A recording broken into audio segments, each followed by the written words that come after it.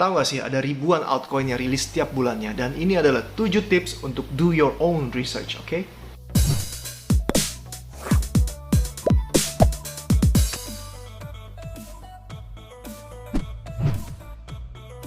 Tips yang pertama adalah selalu double check smart contract address koin yang kamu pilih, karena sekarang ini banyak banget nih duplikasi koin-koin yang lagi beredar, khususnya koin-koin yang lagi naik daun.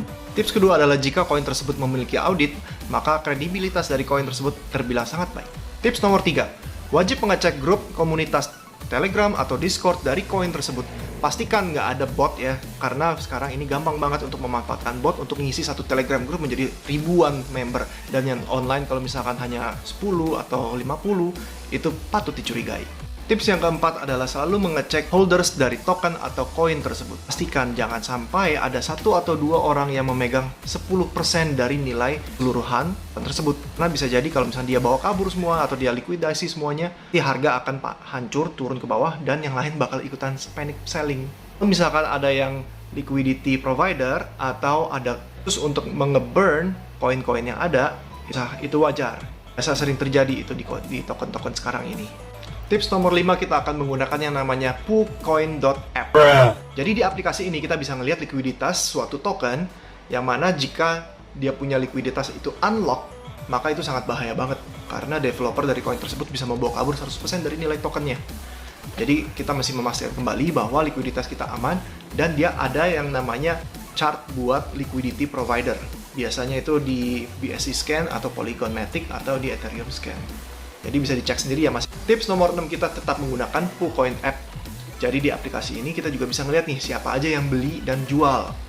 Jadi ini yang ada yang namanya kasus honeypot. Honeypot itu dimana koin yang kita beli tidak bisa kita jual kembali.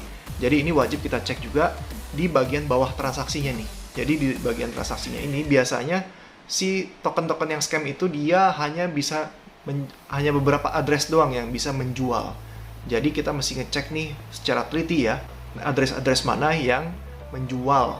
Jadi kalau misalkan banyak address yang bisa jual, berarti itu dia bisa dijual artinya. Dan tips terakhir nomor 7 adalah kita harus menggunakan kita punya penilaian sendiri. Jadi kita mesti yakin nih, apakah koin ini beneran atau koin scam. Caranya gimana? Kita bisa ngecek dari white paper. Atau kita bisa cari dengan, mungkin kalau dia masih baru, bisa cek juga light papernya. Biasa light paper itu hanya beberapa halaman aja ya.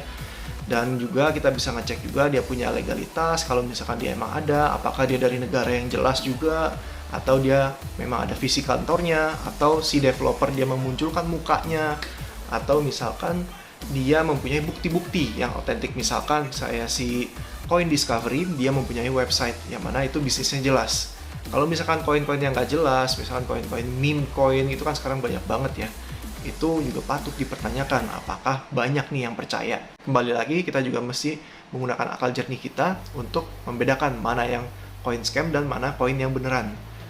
Nah, semoga dari semua tips ini bisa membantu teman-teman untuk menentukan koin-koin mana yang cocok dengan masing-masing selera gitu. Dan yang terakhir, selalu do your own research, please. Jangan sampai kemakan omongan orang atau yang namanya FOMO, itu sangat-sangat bahaya banget. Jadi kita hindari itu, kita educate ourselves. Semoga kita bisa menjadi investor yang lebih baik tentunya. Terima kasih atas waktunya untuk nonton video ini, dan semoga kalau misalkan membantu, jangan lupa di like dan subscribe channel ini untuk informasi-informasi mengenai kripto yang lainnya. Thank you.